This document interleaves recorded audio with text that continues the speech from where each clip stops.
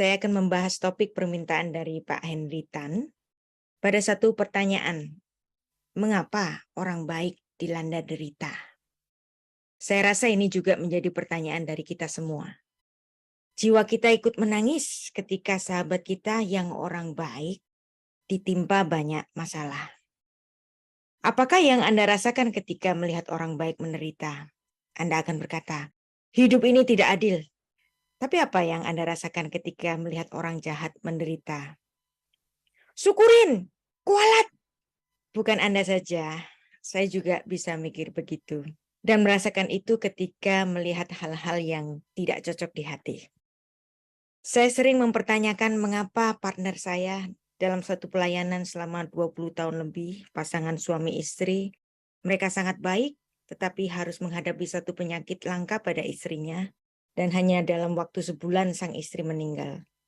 Mengapa teman saya yang sangat baik memiliki anak yang berkebutuhan khusus? Mengapa teman saya yang sangat dermawan tapi tertipu dalam bisnisnya? Orang baik seharusnya menikmati surga dunia dong, bukan neraka dunia. Anda mungkin pernah berpikiran seperti saya. Mengapa derita harus dialami orang baik? Kenapa? Karena kita tidak suka melihat orang baik menderita. Hati nurani kita memberontak dan bicara begitu. Selain itu, kita kadang-kadang liar dalam berpikir. Kita merasa tidak ada gunanya jadi orang baik kalau ujung-ujungnya tetap hidup susah. Ada yang punya pikiran bahwa kesusahan hidup berkaitan dengan ketetapan atau takdir Allah.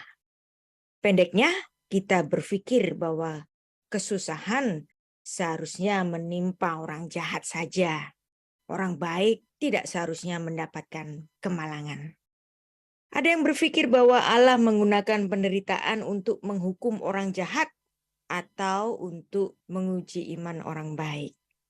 Berkat itu seharusnya menjadi bagiannya orang baik, dan orang baik seharusnya ditopang Allah. Kan itu ada ayatnya.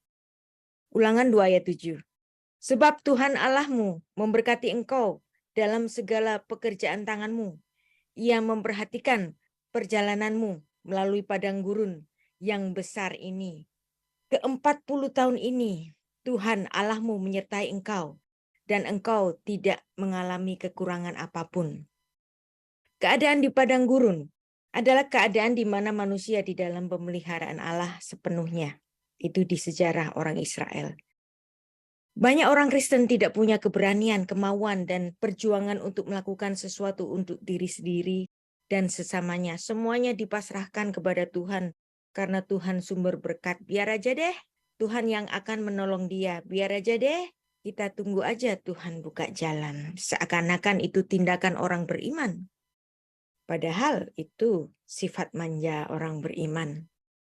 Betul Tuhan bahwa akan menyertai memberkati pekerjaan kita, tapi kita juga punya tanggung jawab untuk melakukan bagian kita untuk mengerjakan sesuatu. Murid Kristus diharapkan tidak bertindak diam. Kita dijadikan rekan sekerja Allah, God's fellow worker. Setiap murid Kristus harus mengambil bagian untuk memberi sedekah, memberi bantuan untuk menolong sesamanya. Ada istilah Latin, gratia supponit naturam. Rahmat mendukung kodrat. Maksudnya, rahmat Tuhan bekerja secara maksimal melalui pengembangan bakat-bakat manusia secara maksimal. Sehingga setiap murid Kristus dapat memberi pelayanan kepada orang lain melalui bakatnya, melalui kemampuannya, melalui finansialnya, untuk membantu sesamanya jika membutuhkan. Dan mari kita bersama menciptakan surga di dunia ini. Sekarang kita akan belajar tentang kasus Ayub atau Job bahasa Inggrisnya. Nama Ibraninya Iyov, dari kata I atau Eifo artinya di mana, dan kata Af artinya Bapa. Jadi nama Iyov artinya di mana Bapa. Nama ini adalah gambaran kehidupannya pada kesengsaraannya. Ia seperti anak yatim tanpa bapa. Di mana bapa? Dari nama Iov muncul kata Evion yang artinya orang miskin. Dalam maksud orang yang malang seperti Ayub ini. Tapi jangan takut orang yang bernama Ayub atau Job. Ada orang yang menjadi salah satu orang paling pintar di dunia ini. Dan menjadi salah satu orang yang paling kaya di dunia ini, namanya Steve Jobs. Di Alkitab, Ayub menjadi pahlawan iman. Ayub adalah orang baik yang punya konsep kesalehan pasti membawa berkat. Kita baca Ayub. Ayub 1 ayat 1. Ada seorang laki-laki di tanah Uz bernama Ayub. Orang itu saleh dan jujur. Ia takut akan Allah dan menjauhi kejahatan. Ia mendapat 7 anak laki-laki dan 3 anak perempuan. Ia memiliki 7.000 ekor kambing domba, 3.000 ekor unta, 500 pasang lembu, 500 keledai betina, dan budak-budak dalam jumlah yang sangat besar, sehingga orang itu adalah orang yang terkaya dari orang yang di sebelah timur. Jadi Ayub ini orang yang kaya di Uz. Di mana itu Uz? Ada 2 pendapat. Yang pertama, Uz ada di wilayah di antara Edom dan Arab Utara. Yang kedua, Uz kemungkinan di dekat Antioquia atau di daerah Mesopotamia Utara yang hari ini itu dikenal dengan kota Hauran di sebelah selatan Damaskus. Dan ini didukung dalam catatan sejarah Josephus dalam Antiquities of the Jew, buku yang pertama, chapter 145. Berdasarkan pandangan ini, Uz adalah negeri yang dihuni oleh anak Aram. Sebab Uz adalah salah satu dari cucu Sem, putra dari Aram. 1 Tawarik 1 ayat 17. Anak-anaknya yang lelaki biasa mengadakan pesta di rumah mereka masing-masing. Menurut giliran, dan ketiga saudara perempuan mereka diundang untuk makan dan minum bersama-sama dengan mereka.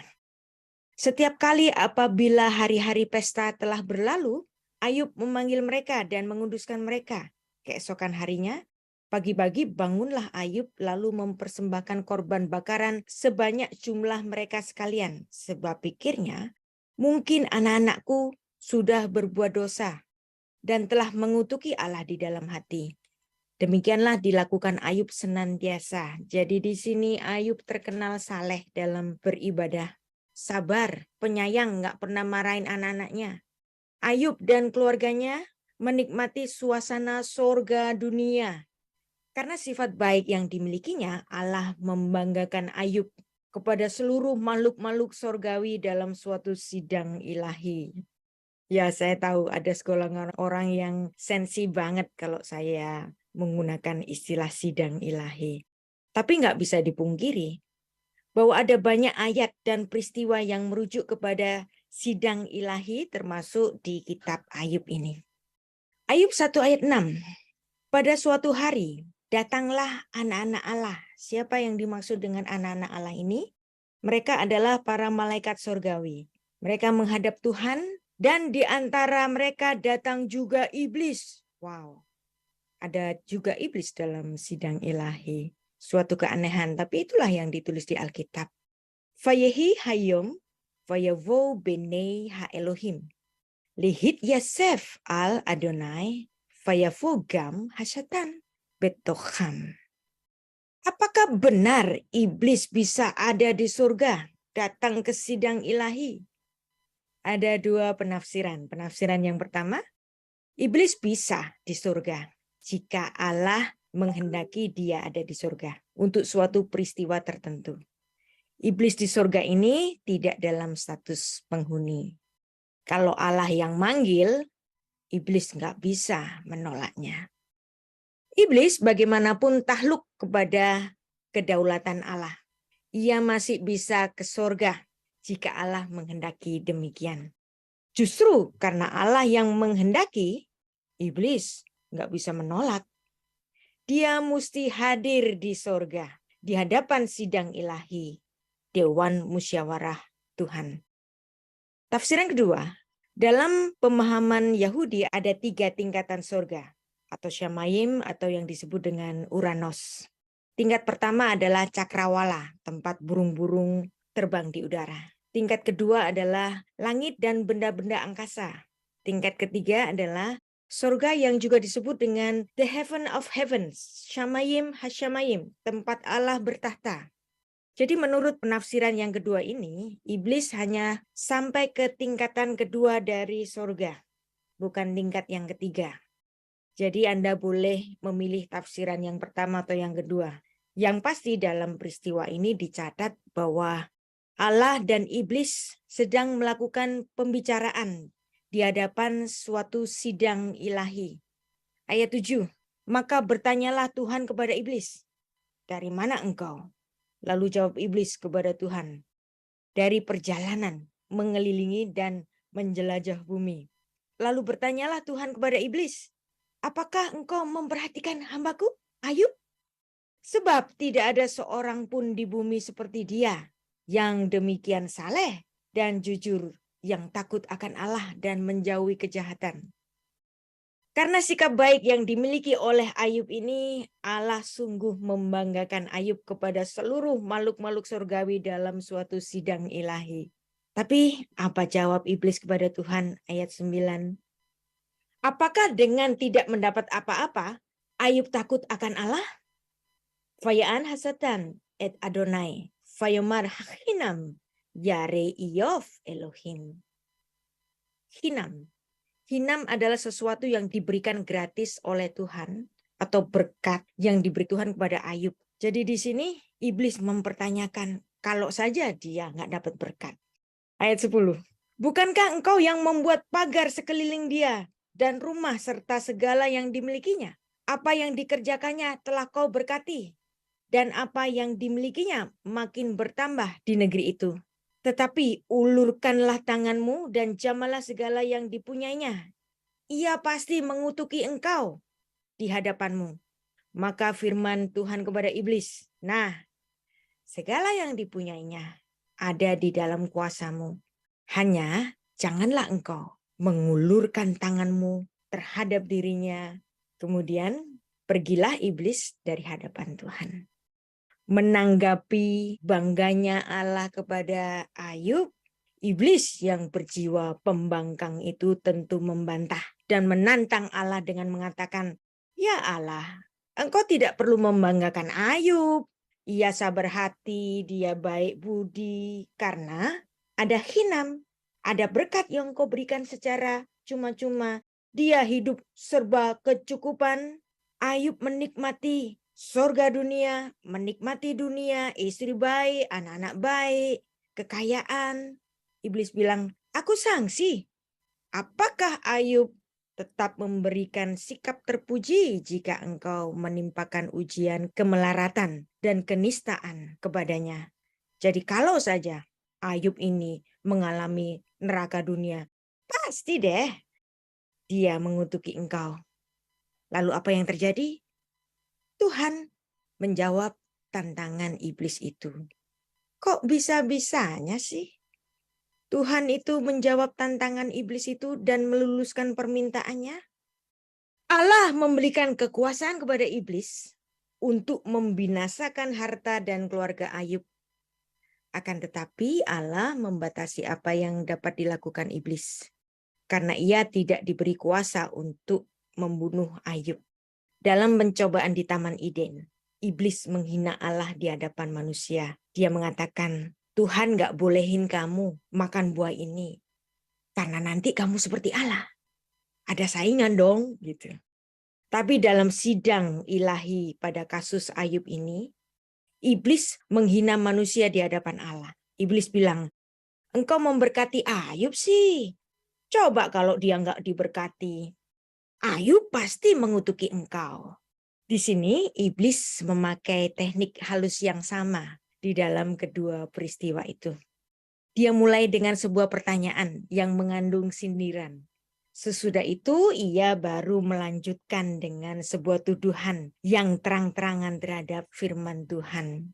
Iblis bilang, singkirkan kemakmuran Ayub, habisi sumber kebahagiaan Ayub, keluarga, harta, dan kehormatan yang kau berikan secara hinam, secara cuma-cuma. Maka semua kesalehan Ayub akan runtuh dengan sendirinya. Tapi herannya, Allah menerima tantangan itu. Sesungguhnya dengan mengarahkan perhatian iblis kepada Ayub, Allah di dalam hikmat-Nya yang tidak terselami sebenarnya telah mengundang tantangan itu. Terhadap hal ini, para pendeta pengajar teologi kesuksesan, kemakmuran, sesungguhnya bukan ukuran cerminan dari kualitas iman. Zona nyaman ini bukan zona iman seorang laskar Allah. Sebagaimana dahulu Ayub dicibir oleh iblis di hadapan Allah sebagai anak manja dari Allah. Jadi kalau ada pendeta-pendeta khotbahnya cuman kemakmuran terus, kesuksesan terus, motivasi terus, sesungguhnya itu cuman mendidik anak hanya menjadi manja, bukan warrior of God. Kata iblis, pantas aja dia setia, hidup tanpa celah, karena dia dilimpahi berkat-berkat sih. Tapi gimana kalau berkatnya itu diambil? Pasti dia akan mengutuki engkau, kata iblis. Dan apa yang ditulis dalam Ayub pasal 1 ayat 13 dan 19. Di suatu hari banyak hewan Ayub dicuri, kemudian ada kebakaran melalap semua properti Ayub dan membunuh semua hambanya dan hewan-hewan lainnya. Kemudian ada badai menghancurkan rumah putra Ayub. Anak-anak Ayub berada di dalam, mereka semuanya mati. Ayub dan istrinya tidak memiliki apa-apa lagi kecuali apa? Kesehatan mereka. Ayub 1 ayat 20-22 mencatat Ayub dan istrinya sedih. Mereka kehilangan semuanya, bahkan anak-anak mereka. Namun Ayub masih memiliki iman kepada Tuhan. Ia tidak menyalahkan Tuhan atas apa yang terjadi. Bahkan ayat 20 menulis, maka berdirilah Ayub lalu mengoyakkan jubahnya dan mencukur kepalanya, kemudian sujudlah ia dan menyembah. Katanya, dengan telanjang aku keluar dari kandungan ibuku dan telanjang pula aku akan kembali ke dalamnya. Tuhan yang memberi, Tuhan yang mengambil, terpujilah nama Tuhan. Wow. Dalam kesemuanya itu Ayub tidak berbuat dosa dan tidak menuduh Allah berbuat yang kurang patut. Terhadap hal ini, Tuhan harus mengadakan sidang ilahi yang kedua. Di sidang yang pertama, Allah mendapat kesangsian dari si setan. Allah lantas membuktikan keutamaan umatnya yaitu Ayub yang kaya raya lalu dibangkrutkan oleh iblis. Ayub yang semula mempunyai banyak putra, satu persatu dicabut nyawanya hingga tidak tersisa. Tapi semuanya ini diizinkan Allah. Apa isi dari sidang ilahi yang kedua? Ayub 2 ayat 1. Pada suatu hari datanglah anak-anak Allah, yaitu para malaikat surgawi, menghadap Tuhan. Di antara mereka datang juga iblis untuk menghadap Tuhan. Maka bertanyalah Tuhan kepada iblis, dari mana engkau? Lalu jawab iblis kepada Tuhan, dari perjalanan mengelilingi dan menjelajah bumi, Tuhan. Firman Tuhan kepada iblis, apakah engkau memperhatikan hambaku Ayub? Sebab enggak ada seorang pun di bumi seperti dia, yang demikian saleh dan jujur, yang takut akan Allah dan menjauhi kejahatan. Ia tetap tekun dalam kesalehannya, meskipun engkau telah membujuk aku untuk melawan dia, untuk mencelakakan dia tanpa alasan. Lalu jawab iblis kepada Tuhan, enggak gitu Tuhan, masih ada. Coba kalau kulit, ganti kulit. Orang akan memberikan segala yang dipunyai ganti nyawanya. Tapi ulurkanlah tanganmu, jamalah tulang dan dagingnya. Ia pasti mengutuki engkau di hadapanmu. Maka firman Tuhan kepada iblis, nah, ia dalam kuasamu. Hanya sayangkan nyawanya. Gak masuk akal deh. Untuk yang kedua kali, Tuhan menjawab tantangan iblis. Maka di ayat-ayat selanjutnya, Ayub sakit parah. Luka-luka yang menyakitkan memenuhi tubuhnya. Ayub dan istrinya bertanya-tanya, mengapa semua hal yang buruk ini terjadi? Setelah surga dunia dinikmati oleh keluarga Ayub, Allah membiarkan neraka dunia meliputi Ayub. Oh, ini enggak adil. Apalagi kesengsaraan Ayub ini diketahui oleh Allah. Bahkan diizinkan oleh Allah. Mengapa harus ada penderitaan? Bahkan kepada orang baik. Pada mulanya, ketika Tuhan menjadikan manusia pertama Adam dan Hawa adalah sungguh sempurna dan baik adanya. Tov Meot, Kejadian 1 ayat 31. Namun setelah semua yang Tuhan percayakan kepada manusia disia-siakan, sehingga terjadilah peristiwa jatuhnya manusia ke dalam dosa, Kejadian pasal 3. Dan akibat yang dilakukan oleh manusia itu Allah menjatuhkan kutuk kepada tanah. Sehingga sepanjang manusia menginjak tanah yang sudah dikutuk ini sampai hari ini, manusia itu kemudian bisa mengalami kemalangan-kemalangan, bahkan kematian tubuh. Debu kembali menjadi debu. Penderitaan ini menimpa semua orang dalam skalanya masing-masing. Nggak ada manusia di dunia ini yang zero problem. Jadi jangan cemburu ketika kita melihat kok tampaknya si A terus menerus mujur sih. Sudah anak pejabat, kaya pula. Dapat pekerjaan bagus, dapat istri bagus, anak-anak bagus. Kita jadi iri. Tapi percayalah, setiap orang punya problemnya masing-masing. Ada problemnya orang kaya, ada juga problemnya orang miskin. 1 Petrus 3 ayat 13 dan seterusnya menuliskan tentang satu tema, menderita dengan sabar. Dan ada yang menarik dari perikop itu pada ayat yang pertama. Jadi karena Kristus telah menderita penderitaan badani, kamu pun harus juga mempersenjatai dirimu dengan pemikiran yang demikian. Karena barang siapa telah menderita penderitaan badani, ia telah berhenti berbuat dosa. Siapakah di antara kita yang belum pernah merasakan penderitaan badani? Ada nggak sih? Anda dan saya masing-masing pernah merasakan nerakanya dunia ini. Siapakah di antara kita yang tidak lagi berbuat dosa? Sepintas ayat yang ditulis dalam 1 Petrus 4 ayat 1 tadi nampaknya sulit dimengerti. Penderitaan Kristus secara jasmani sudah dikenal oleh kita semuanya. Karena bagaimana manusia dapat menggambarkan salib? Demikianlah pula pernyataan bahwa orang Kristen pun harus siap mengikut Kristus termasuk meneladani penderitaannya. Emang ada penderitaan yang enak? Enggak ada lah. Tapi keadaan penderitaan itu bisa membuat kita berteriak minta tolong kepada Tuhan, memohon perlindungannya. Jika Anda mengalami derita hari ini, dipecat dari pekerjaan, difitnah teman kerja, ditipu rekan bisnis, masalah keluarga, mertua, gangguan sakit penyakit, mantu yang nggak cocok, dan Anda merasakan Anda tertimpa derita yang begitu dalam. Hari ini Anda bisa melihat kitab acuan, yaitu kitab Ayub, yang mencatat orang baik Ayub, tapi juga bisa menderita. Yang di masa setelahnya Tuhan memberikan pemulihan kepadanya. Ada happy ending di kitab Ayub ini.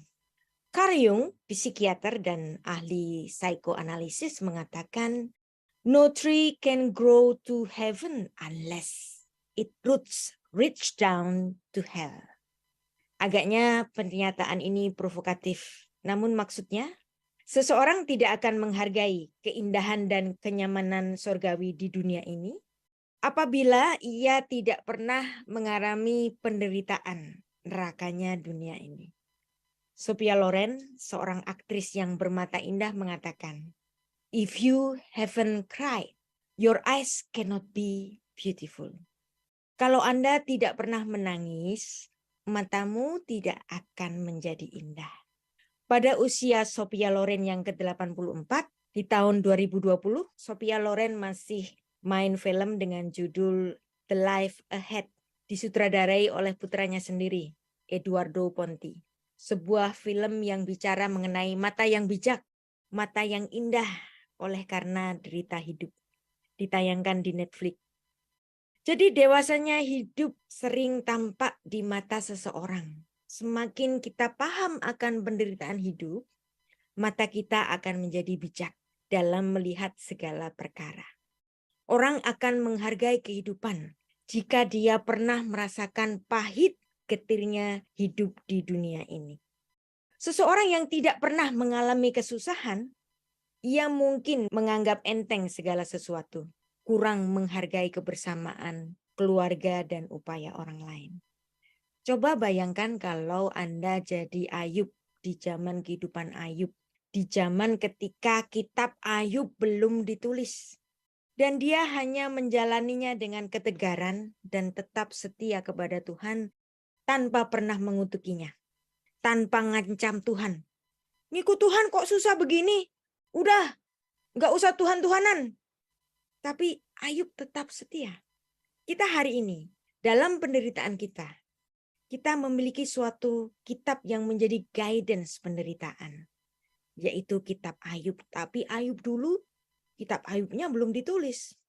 Kitab Ayub mengajar kita untuk tetap setia kepada Allah dan Allah selalu memperhitungkan itu. Dan Allah selalu mengingat hambanya. Kualitas seperti Ayub dalam filsafat Yahudi adalah gabungan antara emunah, iman itu sendiri, dan bitachon, artinya trust, hope, security. Bahasa Ibrani modern menggunakan kata bitachon ini untuk merujuk kepada collateral security for a loan sebagai mortgage atau jaminan atas pembayaran hutang. Bahwa di dalam kesusahan Ayub selalu berharap kepada Tuhan tanpa pernah mengutukinya. Sebab dia tahu Tuhan adalah jaminan baginya, bitachon baginya. Dengan derita orang baik yang Anda lihat mungkin terlintas di pikiran Anda. Ngapain jadi orang Kristen kalau menderita seperti ini? Udah, ganti agama aja. Nggak ada gunanya jadi orang Kristen. Kayaknya tuh orang Buddha lebih baik kehidupannya. Kayaknya tuh orang Hindu lebih nyaman kehidupannya. Kadang hidup itu sawang sinawang. Saya melihat orang lain happy, perfect life, luxury life. Tapi itu hanya ada di Instagram. Plesir, pamer mobil baru, pamer rumah baru, perabot, gadget, dan aksesoris badan. Mungkin di balik wow-nya foto-foto di Instagram, ada cerita-cerita getir yang tidak ditampilkan. Kita sering menuntut Tuhan, minta Tuhan menyelesaikan problema kita. Tapi ingat, Tuhan bukan jongos kita. Tuhan itu Bapa kita. Tuhan itu our counselor, our protector, pendidik sejati bagi kita. Di setiap problema yang kita hadapi, Tuhan sedang mendidik kita. Itulah yang dirasakan Ayub setelah ia melalui penderitaannya yang dahsyat itu. Di tengah-tengah penderitaan dan keputusasaannya, Ayub dengan imannya yang besar tetap berpaut kepada Allah. Sebab ia percaya pada akhirnya Tuhan akan membenarkan dirinya. Dalam Ayub 19 ayat 25, Ayub memandang Allah selaku penebus atau penolong. Ayub berkata, Allah sang penebus hidup. Go'ali Chai. Dan Ayub 42 ayat 10 menuliskan happy ending. Lalu Tuhan memulihkan keadaan Ayub setelah ia minta doa untuk sahabat-sahabatnya, dan Tuhan memberikan kepada Ayub 2 kali lipat dari segala kepunyaannya dahulu. Lalu kisah Ayub ditutup dengan akhir yang indah setelah Allah mengizinkan Ayub mengalami penderitaan yang berat. Allah memulihkan keadaan Ayub. Ditulis dalam pasal 42. Semua orang yang hidup mengalami kesusahannya sendiri, yang unik, yang nggak sama dengan orang-orang lainnya. Penderitaan yang dialami seseorang nggak selalu akibat dosa. Kita nggak boleh menghakimi orang untuk keadaan demikian. Yohanes 9 ayat 2 dan 3 menulis, murid-muridnya bertanya kepadanya, Rabi, siapakah yang berbuat dosa? Orang ini sendiri atau orang tuanya? Sehingga ia dilahirkan buta. Lalu jawab Tuhan Yesus, bukan dia dan juga bukan orang tuanya. Tetapi karena pekerjaan-pekerjaan Allah harus dinyatakan di dalam dia. Seperti murid-murid Kristus, kita pun demikian. Ketika lihat orang menderita, kita tanya, kualat apa orang itu? Bapaknya jahat ya? Ibunya jahat ya? Atau dia sendiri jahat? Sehingga ia mengalami kemalangan seperti itu. Di sini Tuhan Yesus membetulkan pemahaman yang salah dari para muridnya. Bahwa setiap penyakit yang berat adalah akibat dosa. Tuhan sedang meluruskan pendapat yang salah itu. Kadang-kadang ada penyakit yang disebabkan oleh dosa serius. Ada sih, tapi nggak selalu. Kadang-kadang ada penderitaan yang diizinkan Allah karena maksud ilahi, yaitu untuk menunjukkan kemurahan, kasih, dan kuasa Allah. Di dalam dunia seringkali orang yang tidak bersalah akan menderita, sedangkan orang lain tidak. Bahkan ini juga ditulis dalam Mazmur pasal 73. Kita sudah belajar mengenai Ayub, orang yang baik banget, tapi menderita karena bukan kesalahannya. Dan dari kisahnya, ini menjadi pedoman bagi orang-orang untuk meneladani kekuatan imannya. Seperti Ayub, jangan pernah menyalahkan Tuhan untuk suatu penderitaan. Ada saat di mana Anda harus berusaha bekerja keras untuk menggulingkan batu besar, beban hidup dan tantangan hidup. Percayalah, Tuhan sebagai Bapa, Dia sayang kepada anak-anaknya. Dia akan menyertai dan memberikan hikmat-Nya, serta memberikan berkat dalam usaha dan pekerjaan yang kita lakukan. Tetaplah percaya penuh dengan hati bersyukur dan penuh penerimaan diri, full acceptance. Bahkan ketika di dalam suatu kondisi yang sama sekali tidak mengenakan. Mari menjalani hidup dari hari ke hari, menikmati setiap momen kehidupan dan menerima apa saja yang terjadi di dunia ini sebagaimana adanya. Bukan memaksakan diri harus terjadi seperti yang aku mau.